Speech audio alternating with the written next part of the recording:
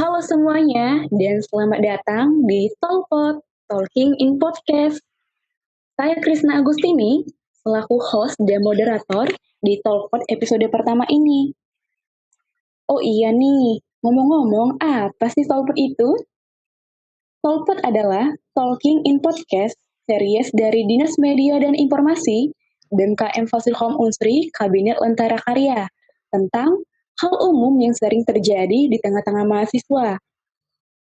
Tolpod kali ini mengusung tema mengatasi insecure terhadap pencapaian orang lain dengan judul Kenapa harus insecure kalau kamu bisa bersyukur? Cocok banget nih buat kamu yang sering rasa insecure. Oh iya, Krisna di sini nggak sendiri loh teman-teman.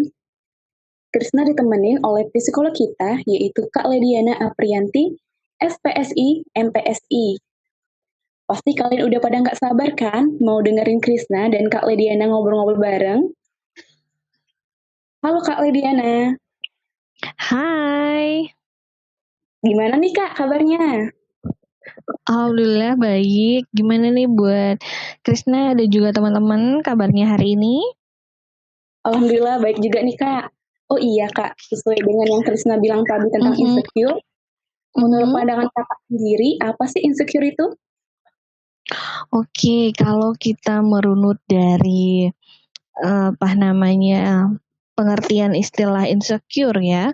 Insecure itu menggambarkan perasaan tidak aman gitu, cemas, gelisah, takut, malu, hingga tidak percaya diri gitu, yang pastinya buat seseorang tuh jadi nggak aman. Nah kadang juga perasaan insecure ini atau perasaan cemas ini di beberapa orang itu mengalami gejala atau sensasi tubuh, misalnya seperti kayak detak jantungnya meningkat, terus ada ketegangan otot juga, berkeringat, gemetar, itu yang insecure gitu. Atau sebenarnya insecure mungkin baru-baru ini ya,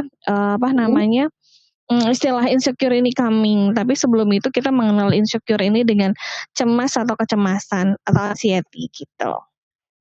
Bener juga sih Kak. Kebanyakan sih teman-teman Krisna dan bahkan mungkin juga orang-orang di luar sana lagi ada yang ngerasain insecure. Dan mungkin juga mereka lagi butuh tuh yang namanya motivasi diri.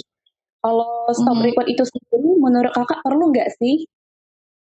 Oke, kalau misalnya kita ngomongin insecure, terus kita ngomongin juga self reward, tentunya self reward itu adalah hal yang penting untuk kita berikan ke diri kita.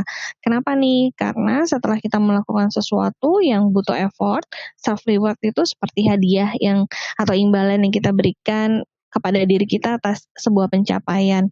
Yang mana self reward ini juga sama pentingnya menurut saya dengan relaksasi dan juga self care ya. Jadi di mana kita meluangkan waktu untuk santai, melakukan sesuatu yang makan sehat, bersosialisasi, atau juga bikin journaling gratitude itu juga hal yang baik gitu. Setuju banget nih sama Kakak. Kita perlu juga namanya penghargaan untuk diri sendiri atas goal atau impian yang udah berhasil dicapai. Tapi masih banyak banget nih Kak orang yang menganggap sepele akan hal itu, dan masih banyak juga orang yang bingung cara ngatasin insecure. Dari Kakak sendiri, ada nggak sih trik jitu untuk mengatasi insecure itu? Oke, untuk insecure itu kita sendiri sebelum kita mengatasi insecure ya, kita harus bisa mengetahui dulu apa yang menyebabkan kita insecure.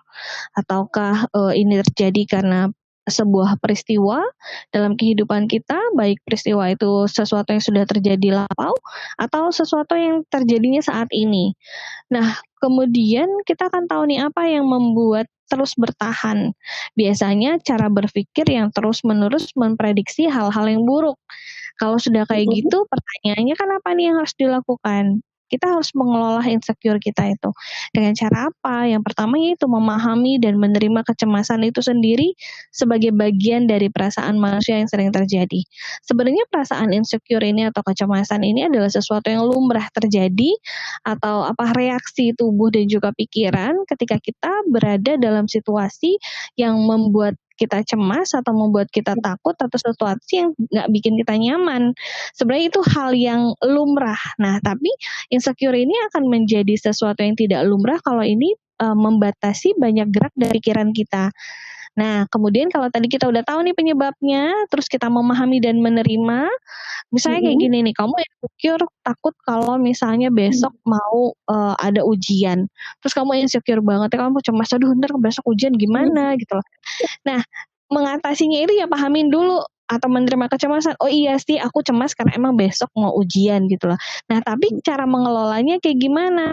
Nih, sadarin dulu kecemasan kita ini adalah cara berpikir yang rasional atau enggak atau irasional. Rasionalnya itu seperti ini.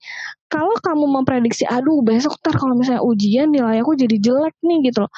Itu kan sesuatu yang diprediksi kalau kamu saat ini menjelang ujian tidak mempersiapkan apapun, begitu ya, nggak belajar atau sistem SKS ya kamu mencemaskan hal yang memang sudah kamu prediksi. Tapi kalau misalnya kamu menyiapkan segala sesuatu dengan baik, tentunya kecemasan itu walaupun mungkin nih kamu udah belajar, kamu udah prepare nih Kak, tapi masih gimana? Nah, diolah, gak apa-apa, diterima kecemasannya, it's okay, cemas, tapi kan besok yang penting kamu sudah melakukan persiapan yang besok kita akan lihat besok. Jadi ketika kamu menerima kecemasan itu dan mengelola kecemasan itu, kamu nanti udah gak fokus lagi atas kecemasannya, karena kan bentuk kecemasannya adalah sebuah prediksi ya, masih belum tentu terjadi begitu. Bener banget nih Kak. Oh iya, boleh banget nih buat teman dicoba poin triknya dan dicatat poin-poinnya. Oh iya Kak, gimana sih cara untuk bodo amat saat diomongin ini itu sama orang, bahkan karena banyak banget nih orang yang ngerasa nggak nyaman ataupun insecure dengan masalah itu.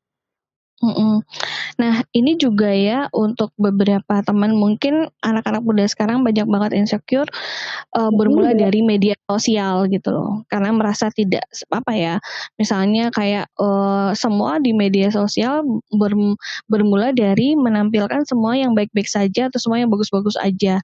Nah, padahal nggak semua berjalan bagus dan nggak semuanya baik-baik aja.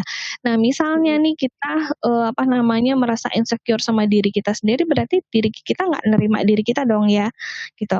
Nah, saat kita diberikan apa ya, misalnya komentar jelek atau misalnya masukan-masukan atau apa, misalnya hal kecil aja sekarang yang sering sedikit tapi itu menyakitkan hati, misalnya ketemu teman lama, udah lama nih nggak ketemu, kamu gendutan deh sekarang misalnya.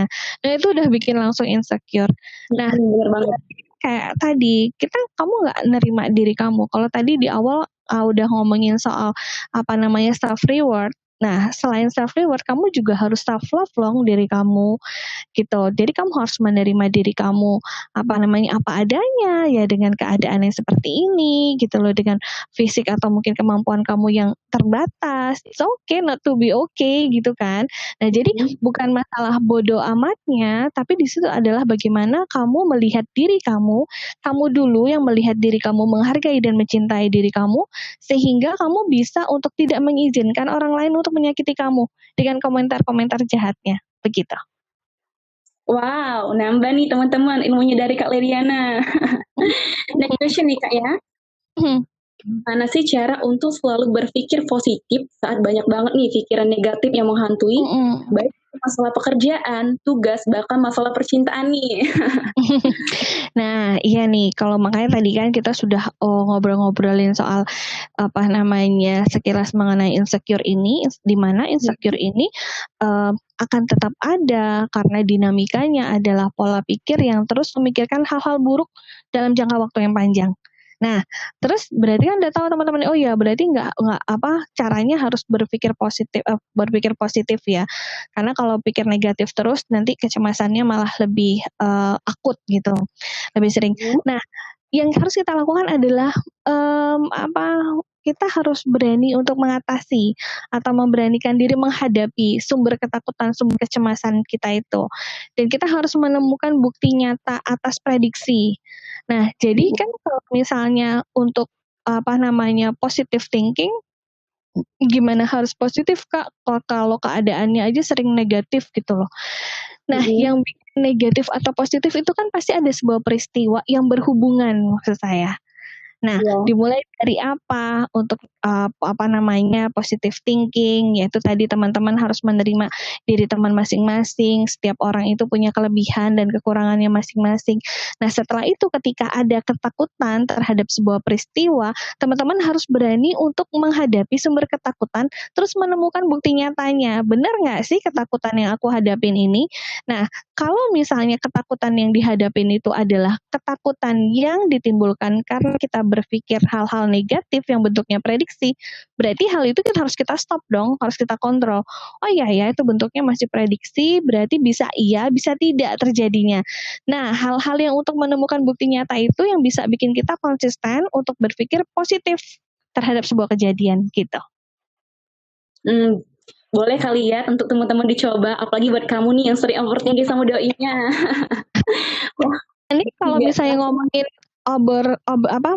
sedikit ngobrolin overthinking dengan doi. Contoh nyatanya aja, sesuatu yang simpel. Misalnya, lihat doi online, terus kamu WhatsApp, terus WhatsApp-nya nggak dibales. Udah mulai mikir yang aneh-aneh. Oh, dia lagi WhatsAppan sama cewek lain, atau misalnya dia lagi asik atau apa bla bla bla bla bla.